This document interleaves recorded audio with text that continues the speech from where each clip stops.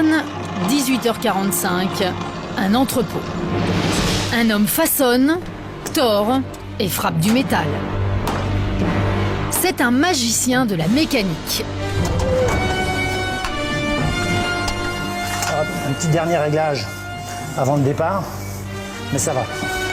C'est en effet cet homme, Christian Bonichon, qui prépare la plupart des voitures que vous voyez dans les films et les pubs.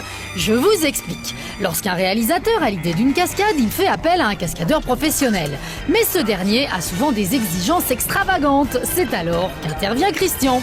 Il va réfléchir encore et préparer, transformer de simples voitures en petits bijoux capables de réaliser des prouesses insensées, comme par exemple les voitures ayant servi au film Taxi. Cette voiture, on l'a transformée suite à la demande du réalisateur, qu'elle puisse se lever, les roues sortir, les ailerons descendre.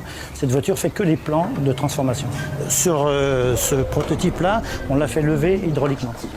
Et on a monté des vérins avec une centrale hydraulique en télécommande et qui se lève en 2 secondes et qui redescend aussi vite. Alors l'aileron, c'est un casse-tête chinois parce que faire marcher, ça passe au centimètre, même au millimètre. Et on s'est servi de glissière de lève-glace de voiture standard parce que tout ce qui était pneumatique, vérin, tout ça trop compliqué et beaucoup trop de réglages. Et là, ça marche. C'est la même voiture qu'a fait Taxi 2, Taxi 3 avec des modifications, mais ça marche toujours. Et des astuces, Christian a dû en trouver bien d'autres pour ce film.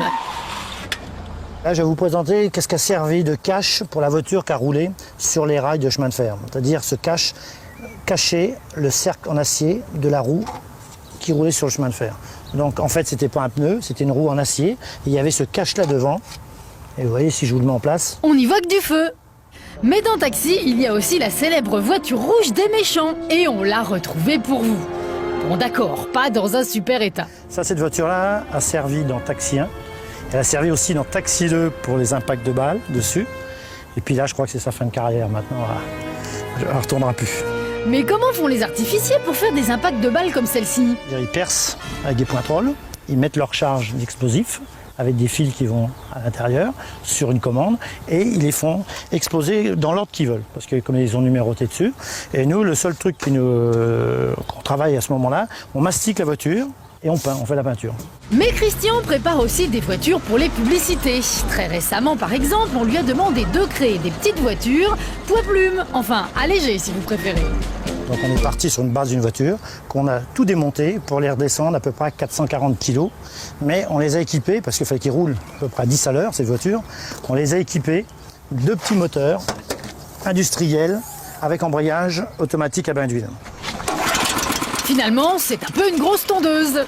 Et cette préparation pour Christian était plutôt facile. En revanche, il y a une pub qui lui a donné du fil à retordre. Le réalisateur lui a demandé de construire une pyramide de 10 voitures qui puissent rouler et le tout en 1 mois et demi. Et on a construit 2 de ces pyramides. Une pyramide pour la cascade, qui était déjà préparée pour s'écrouler, et une pyramide, celle-ci, qui nous a occupé une bonne partie, qui marchait toute hydraulique, en télécommande, et qui pouvait s'incliner de gauche à droite, en revenant par le centre, entre 15 à 20 cm. Le pari était déjà presque gagné, mais il fallait encore qu'elle roule. Il n'y a que 4 voitures motorisées, ce sont celles du bas. On a allégé les autres pour pas avoir des problèmes de poids dessus. Et ce sont les 4 pilotes du bas. Il y a, moi j'appelle ça un chef d'escadrille qui donne les ordres. Ils sont tous reliés en radio et qui donnent les départs, les régimes vitesse, quand on tourne à droite ou à gauche. Les créations de Christian sont tellement folles que parfois lui seul peut les conduire. C'est ainsi qu'il s'est de nombreuses fois retrouvé déguisé pour doubler une héroïne. Et puis petit scoop, c'est lui qui double la belle Claudia Schiffer dans les pubs d'une célèbre voiture. Et elle aime son kiki. Vous l'avez compris, Christian est un passionné heureux. Ça, c'est ma petite voiture. Allez, à bientôt.